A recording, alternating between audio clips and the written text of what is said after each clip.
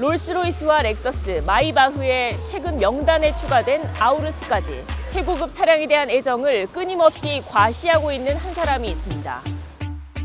북한 김정은 총비서인데요. 김여정의 디올백과 최선희의 구찌백, 김정은 딸 주혜의 디올 코트까지.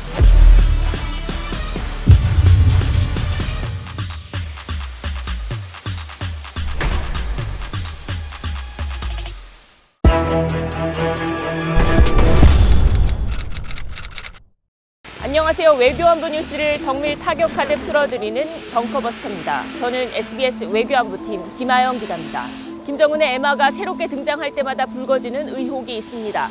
고급 차량 등 사치품 수입을 금지한 UN 대북 제재 결의를 북한이 위반하고 있다는 겁니다. 오늘은 북한 핵 개발에 대응하기 위한 조치로 국제사회가 지난 10여 년간 켜켜이 쌓아온 대북 제재, 그리고 위기에 몰린 감시 시스템에 관한 이야기입니다. 유엔에는 북한이 실제 대북 제재를 위반했는지, 위반했다면 어떤 방식으로 회피했는지를 조사하고 감시하는 공인된 기구가 있습니다. 바로 대북 제재위 전문가 패널이라는 겁니다.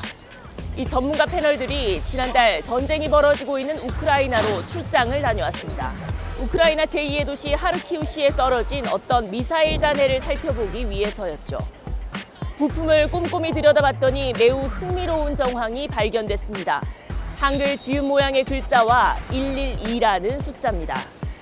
공교롭게도 북한은 지난해 2023년을 112년이라고 불렀습니다.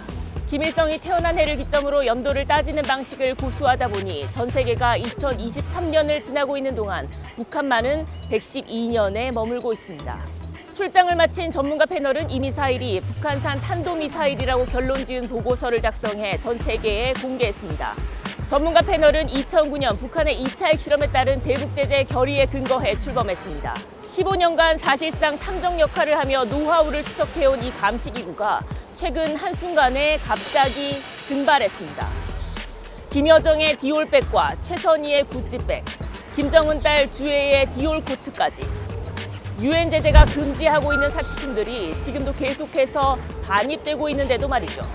This is almost comparable to destroying a CCTV to avoid being caught red-handed. 전문가 패널은 그동안 제재 위반 의심 사례들을 조사하고 그 결과를 담아 1년에 2차례 보고서를 작성해 발간해왔습니다. 자칫 안이해질 수 있는 대북 제재 이행에 경각심을 주는 역할을 해온 겁니다. 패널은 상임이사국인 미국과 영국, 프랑스, 중국, 러시아와 한국, 일본, 싱가포르 등 8개 나라 전문가로 구성되어 있습니다.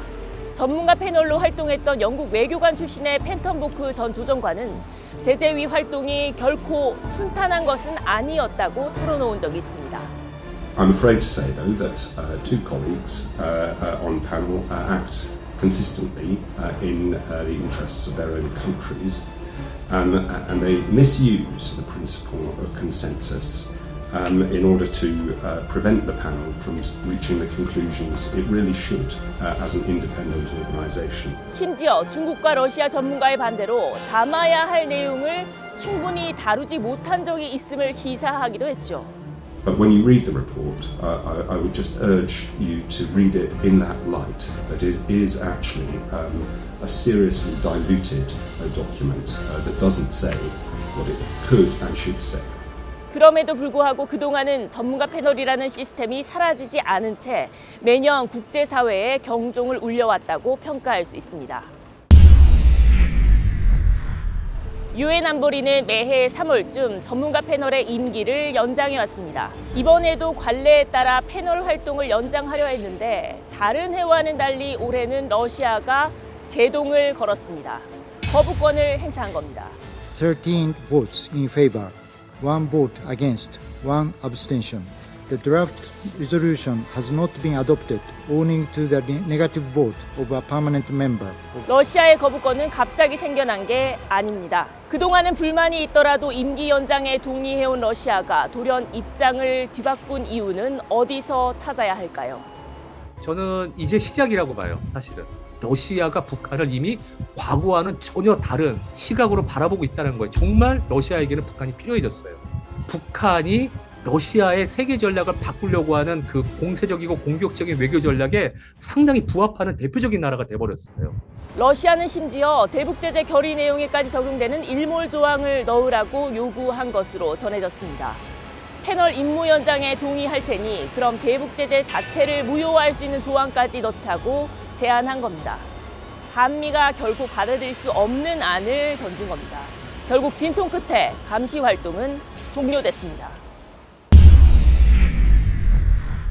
패널 임기가 끝나기 전 유엔을 담당하는 미국 대사는 북한과 가장 가까이 있는 판문점 공동경비구역 JSA까지 달려갔습니다. 린다 토머스 그린필드 대사의 판문점 방문은 언론을 대동한 상태로 이루어졌는데 핵심은 대북제재 위반을 감시할 수단, 어떻게든 강구하겠다는 겁니다. We cannot allow the work that the panel of experts were doing to lapse. I don't expect that they will cooperate or agree with any efforts, but that is not going to stop us from finding that path moving forward. 군사분계선 넘어 판문각에선 북한 군인들이 촉각을 곤두세우는 모습이었습니다. 남북 간 9.19 군사합의가 무력화되면서 다시 무장한 상태로 경계를 서던 이들은 카메라와 만원경을 들고 미국 대표단과 취재진을 체증해 갔죠. 북한은 감시기구를 없애준 러시아에 감사하다는 표현을 노골적으로 하고 있습니다. The Democratic People's Republic of Korea highly appreciate Russian Federation's veto as an independent exercise of the right to international justice and impartiality. 국제기구를 담당하는 북한 외무성 차관급 인사는 대북 제재를 다 찢어진 북통에 비유했습니다. 미국이 한 땀 한 땀 꿰매서라도 압박의 북소리를 울리고자 한다면서 자신들 문제 말고 요즘 가장 심각하다는 중동 사안에나 신경 쓰라고 비꼬았습니다. 다른 감시기구를 만들어도 소용이 없을 거라며 훈계하는 듯한 담화를 내기도 했습니다.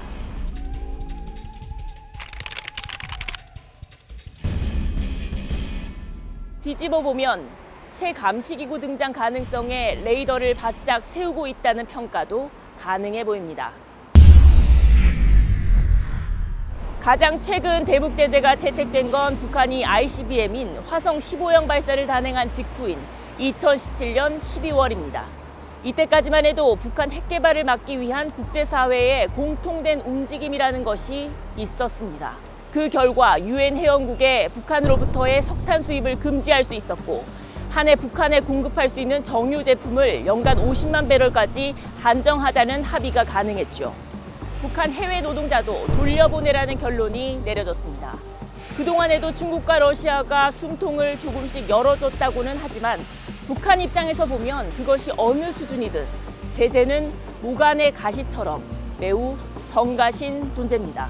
김정은과 트럼프 전 미국 대통령의 제2차 북미 정상회담 하노이 담판에서도 북한이 내세운 조건 다름 아닌 대북 제재 해제였습니다.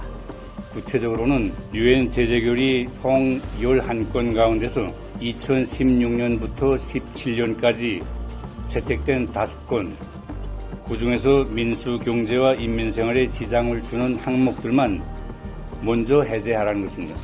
감시기구가 사라졌다고 해서 대북제재 이행 의무가 사라지는 것은 결코 아닙니다.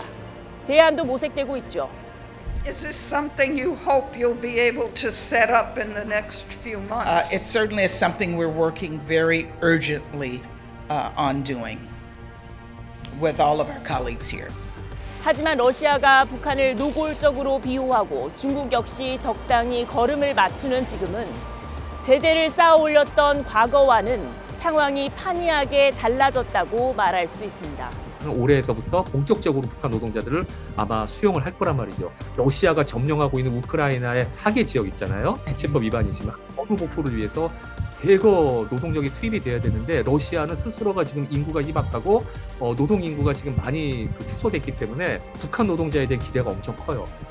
중국과 미국의 패권 경쟁, 여기에 러시아와 우크라이나 전쟁까지 벌어지면서 북한의 몸값은 높아졌습니다. 북한으로선 좋은 시절을 만났다고 해야 할까요? 북한은 최근 이란과 벨라루스와도 고위급 접촉을 재개하면서 반미 친러 전선을 확대하고 있습니다. 또 5선을 확정한 푸틴 대통령은 조만간 북한을 방문할 것으로 예상됩니다. 러시아 우크라이나 전쟁의 승자는 러시아도 우크라이나도 아닌 북한이라는 평가가 완전히 틀린 말은 아닌 것 같습니다.